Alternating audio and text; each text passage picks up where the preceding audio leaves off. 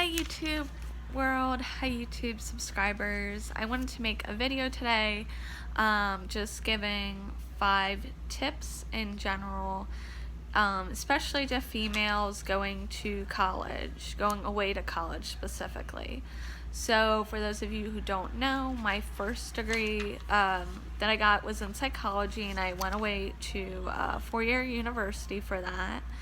And it was like many people who go away to college for the first time I was ever away from my family, the first time I ever had like independence, the first time I was away from friends I'd have for several years. So it was a completely different experience, and I wish I'd gotten more advice before I went away. I didn't get a ton, so I'm hoping that this advice will help you guys. Okay, so without further ado, just get into it. So my first tip for females, but really males as well, going away to college, is try not to binge drink. Now I know you might be thinking, well, that's what college is for. You know, I'm away from my parents. I want to let loose and have a fun time, which sure, that's some of what college is, and I'm not going to be a hypocrite and say I didn't binge drink, because I did. I think most people in America who go away to college often do binge drink at some point, but I recommend that if you do it, that you don't do it within the first 6 weeks of being in college. That is considered the danger red zone for freshman females in particular, because you're in new surroundings, you don't really know people, you're drinking, you might black out if you're binge drinking, or pass out. In any case, if you're binge drinking, you're not really able to give consent, so it puts you at risk for rape or sexual assault, and that's why it's called the red zone. So be smart. If you are going to binge drink, make sure you're around people who you trust, that you're in familiar surroundings, and that there's somebody who is going to be able to take care of you. So it's also dangerous to binge drink if you're new to college, because there's many health consequences. So some people actually wind up dying, unfortunately, because they're being hazed into a fraternity, or they're out binge drinking with friends, taking 21 shots for their 21st birthday at college, and they wind up drinking way too much and they overdose on alcohol, or they die from side effects like being too dehydrated, or having pancreatitis, or too much liver damage. So really be careful if you're going to be binge drinking. You need somebody who will be able to take care of you. That's why I don't really recommend binge drinking, because a lot of times if you're binge drinking, the people around you are binge drinking, and then you can't take care of each other. If you're inebriated, there's nobody who's thinking straight enough to realize if you're drinking too much, or if they need to call an ambulance, or you need to remind you to drink water, or that you need to eat. So I recommend just trying to stay away from binge drinking if possible. Another serious consequence of drinking too much can be legal repercussions. So a lot of my friends, especially the first year in college, would wind up getting an underage drinking because they're drinking on campus, and often there's like a separate task force for the police on campus that just looks for people who are wandering around drinking underage. So several of them got that an underage legal citation, and then it interfered with the degree that they were going for. If you need to get like a license, like for nursing or for teaching, it might hinder you from doing so if you get an underage. Or you can be on a campus too, like the one I went to that was a dry campus. So what that meant was, even if you were 21 or older, you still were not allowed to drink on campus, so you could still get in legal trouble if you did drink. So that's why I just recommend not binge drinking in general, because you're more likely to be caught drinking if you're underage, or if you're on a dry campus, because people are loud when they're binge drinking, and you're not being cautious, that sort of thing. And then fourthly, why binge drinking isn't as cool as you think it is when you're younger, and you'll start to realize this as you get older, is there are other consequences which might not be as serious as those that I talked about, but you might miss your classes or not be able to do assignments because you're too hungover or you're still drunk from the night before if you're binge drinking. And in general, it's just not a good way to cope. And when you get out into the real world, you can't really be binge drinking every time something bad happens to you. So if you're coping by binge drinking, let's say you're in a bad relationship, my advice to you is to get out of the relationship or go to counseling. A lot of schools have free therapy for students, so find better ways to cope. Don't put yourself, especially if you're female, in that red danger zone. Not saying that it's okay or excusable, or that it's the victim's fault if something happens. That's not what I'm saying, but just don't even put yourself in that type of situation where you could become a victim. Anyway, yeah, so that's my first tip. Okay, my second tip is, now on a lighter note, my second tip is to join activities. Join as many activities as you can, and especially activities that you really want to. Don't join activities or clubs that you're not really interested in, because it's a waste of time, and extracurriculars are supposed to be fun and get your mind off of things that stress you out. So if you're not happy in a club, then don't feel like you have to keep doing something you don't want to do. For instance, I joined a nursing club when I was in nursing school, and I quickly realized it wasn't what I thought it would be, and I was kind of miserable doing it. So I did wind up leaving towards the end, and that's okay. You know, if you find out that you don't like a club, be an adult about it. Tell the president or other people that you're in the club with that, you know, it just really isn't working out. And then they should be able to accept that and move on.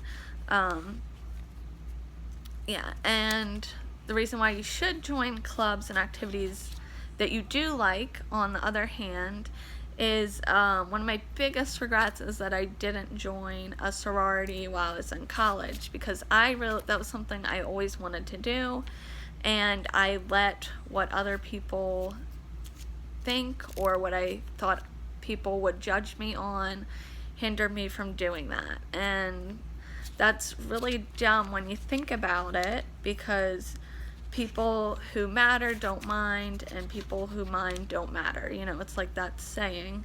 So the reason why I didn't join a sorority is because people used to tell me, oh, sororities are for people who can't make friends in real life, who have to buy friends.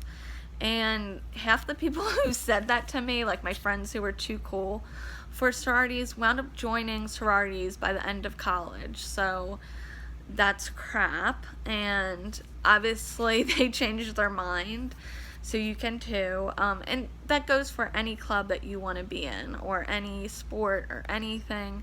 Doesn't matter what other people think, and that's not how you should be living your life anyway, based on what you think other people would want for you or what's cool. Because as you get older, you realize you don't really care as much what other people think, and your regrets in life are because of stuff you didn't do, not stuff you did. So that's one of my big regrets.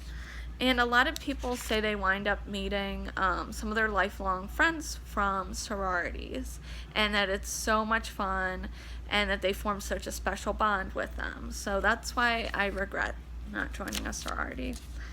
I also didn't join, I wanted to join an environmental club like the last year I was in college, and I didn't because I was too scared and shy. And again, I was too worried about what other people would think of me. So because I couldn't get a friend to go with me to a club meeting, I just didn't go. And that's really a shame, because you go to clubs to meet people. So don't be embarrassed if you have to go by yourself. Nobody's really gonna think twice about it, and if they do, screw them. I mean, seriously, do what makes you happy, get involved, meet as many people as you can when you're in college, and do as much as you can. And not only for those reasons, but it also looks good on your resume later on. So just think about things like that. Okay, my third piece of advice is start to stick up for yourself. So if you're like me and you came from a dysfunctional family, you might not have learned how to have a voice for yourself, or you might not have learned to have a voice because your friend was always sticking up for you, or your brother, or whatever. But when you go away to college, it's the first time where you're really kind of out there on your own, and there's nobody really to stick up for you because you're an adult now, so now you need to learn to fight your own battles. So the first time I stuck up for myself was actually at one of my jobs. This one person I worked with would borrow money from me, like occasionally. Nothing like a couple dollars here or there. And normally I just wouldn't say anything when they wouldn't give me the money back. But eventually I realized I need to start standing up for myself. So one time when they borrowed money from me, even though they were my friend and everything, later that night I brought it up and said, hey, do you have the money, the couple dollars I lent you? And sure enough, I don't know if they just forgot or what, but they had the money and they gave it to me. And then I realized after that, each time it gets easier to stick up for yourself. So the first time you do it is the hardest, but then after that it starts to get easier and easier till it just becomes like second nature to you. And if you don't start sticking up for yourself, some people are going to take advantage of you. So just be aware of that. Also, one of my best friends that I made in college, she actually turned out to be different than what I thought she was.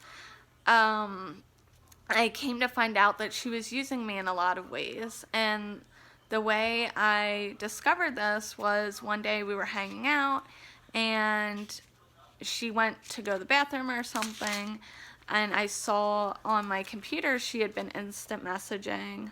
Yes, I know I'm old.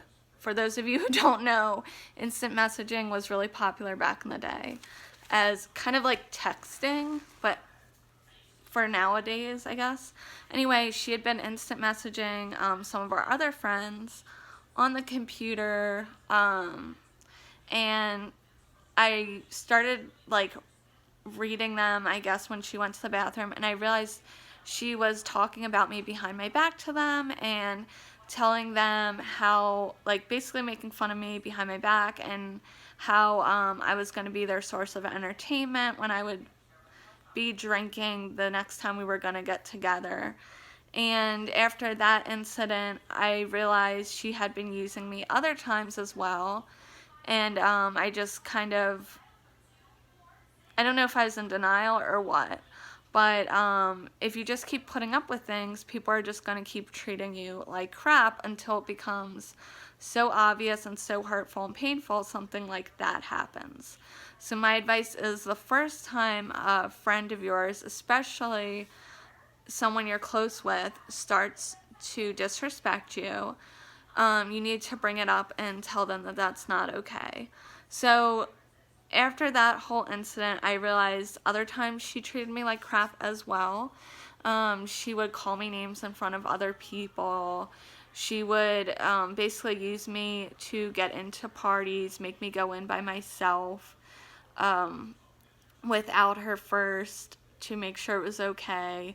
Like, I just started seeing a pattern, and by the time I finally realized she had been using me, and because I hadn't been speaking up, by the time I confronted her about it, it basically sadly, it brought the friendship to an end. Now, whether that was a good thing or a bad thing, I can't tell you, but it was really sad, and I wish I would have started sticking up for myself from the beginning, because maybe then we could have repaired the friendship. She was basically like a sister to me. We were so close, and we had been through so much together that freshman year. It's really sad that that's how it had to end. And I wish I would have stuck up for myself, and the way you allow people to treat you is how they're going to treat you. So if I had maybe stuck up the first time, she had made me go into a party by myself before she would go in and said, hey, you need to come in with me, this isn't okay, then maybe it wouldn't have kept progressing to the point where it got to, where she's just talking behind my back and making, I guess, like a laughing stock out of me and our friendship. So anyway, that's my third tip. My fourth tip is be around people who like you and make you feel good. So it kind of goes along with the last tip, but I'm going to use another example. So when I went away to college, my roommate and I, my first roommate that I had in college, we had talked over the phone before we started rooming together, and I thought we clicked right away. We both really liked each other. It seemed like we had a lot in common. We knew the same people because we had grown up in around the same area in Pennsylvania, and we just had a lot in common because of that. So then when we started rooming together, I quickly realized we had a lot less in common than I thought we did. And for instance, I was a night owl, she was a morning person. She was very like neat and on a schedule, and I was, well, I can be a little bit messy at times, and I continue to have to work on time management. And I also wanted to like go out and party a lot, and she wanted to go to bed real early.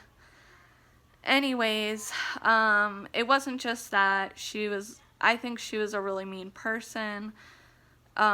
She would talk behind my back to other people. She made fun of me a lot. It just got real ugly. And instead of realizing this and bringing it to the RA's attention and switching roommates, I continued to try and be friends with her.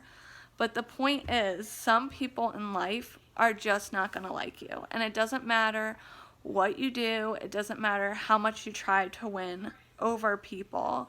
I'm a people pleaser by nature. I think a lot of people who go into the nursing profession probably are. I just like people, so I want people to like me. But you have to realize that some people are just not going to like you. It doesn't necessarily have to do with you. You can just kind of be like opposites like we were, and just not get along. And some people are just kind of mean. And anyways, eventually she wound up going to the RA, and we wound up switching roommates, and we got roommates that we picked ourselves then, and everything went fine. And after that, I didn't really see her much after that, and I wish I would have went to the RA and changed roommates a lot sooner, because if it's just like oil and vinegar and it's not working, realize sometimes that is going to happen in college. Like, not everything's going to go how you think it's going to go. and you gotta roll with the punches, and don't waste time and energy on people who just don't like you, because it's a waste of time. She never wound up liking me. We never formed a friendship. I mean, you do want to try in the beginning with people, but if it's just too much effort, it's too exhausting, then you need to cut ties and move on. And it kind of also goes along with sticking up for yourself. I should have went to the RA a lot sooner than I did, and it wouldn't have gotten as bad as it did, I think. Anyways, and then my 5th tip is just to have fun. And I know that sounds so like cliche and kind of stupid, but it's true. College is some of the most fun years of your life, in my opinion. Some people even say it's the best years of your life. I wouldn't say it was the best years, but I would definitely say it was some of the most fun times I've ever had. And those 4 years go by super fast. So especially to freshmen who might be having a hard time in the beginning, realize it does get better over time and that it will go by super fast. Even if you're hating like the first semester, second semester, you will start to get less homesick. And just learn to not have such high expectations about everything. Yes, it's the first time you're going to be independent and away from your family, and I was so excited to go away to college because my family is dysfunctional, and I really wanted to get out there on my own and be my own person away from all that drama. So it was a good time, but at the same token, did everything go perfect? No, I was in a horrible relationship, if you've seen my other videos, and like I just mentioned, one of my best friends I've ever had, we had a terrible falling out and we're friends now, but we're not anything like we were. And I didn't like my roommate. Some of you might love your roommate, but for a lot of you, you might just not click with your roommate, and that's okay. Just go in there with not super high expectations about everything, because not everything's gonna go perfect, and the more you relax and I think don't make your expectations too high, the more you're gonna be able to enjoy it. So meet as many people as you can, join as many activities as you can, date as many people as you can, because this is going to be the time of your life when you're around the most good-looking, young, single people in your life.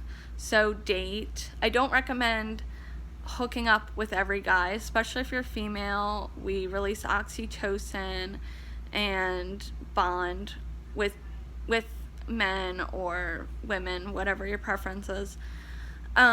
So I don't recommend hooking up with everybody, but I do recommend having fun, but using protection, being smart. Know that everybody isn't gonna be marriage material. I used to get my hopes up so much when I was younger with every guy I dated, like putting the expectation that we were gonna get married, and most of those guys were losers. So seriously, don't think that. The time that you do find the person you're supposed to be with is when you're just looking to have fun and not taking things too serious. As much as that cliche is said, I think it's true. I did meet my husband in college towards the end, and by that point it was when I was like sworn off from relationships and just done, because I had put too much hopes into too many losers, basically. So know that some relationships are just meant to be flings or whatever. Don't expect every single person you meet or hook up with to be marriage material. Yeah, and like I said, you are gonna probably hook up with people because you're around so many single young people, you're living together in the dorms, and you might just get in the mood or whatever, just use protection and don't hook up with every single person. Unless that's what you want to do, I guess, but use protection if that is what you want to do. And just be aware that if you get intimate with people, especially as females, you might form more of a bond than you want to. So I recommend date a lot, but maybe don't get so intimate with everybody. And I wish I had that advice when I was younger. And yeah, so just make the most of it, have fun. Like I said, get involved, meet as many people as you can, date as much as you can, join a ton of activities, stick up for yourself. Don't worry what people are gonna judge you, because you probably won't even know half these people 10 years from now. Colleges are a big place. They're not like high schools where everybody knows what you're doing. You're a lot more anonymous, so you can start fresh, and people aren't gonna judge you, I think, as much as they did when you were like in high school. People start to care less as you get older, and you realize that. Yeah, so this isn't really academic advice, even though you go to school for that reason. I'll make another video about that. But these are just 5 tips in general that I learned along the way going to college. I wish I had learned them sooner, but I did eventually. So if you like this video, please give it a thumbs up. And please leave me questions, comments below. And don't forget to subscribe. Okay, bye guys.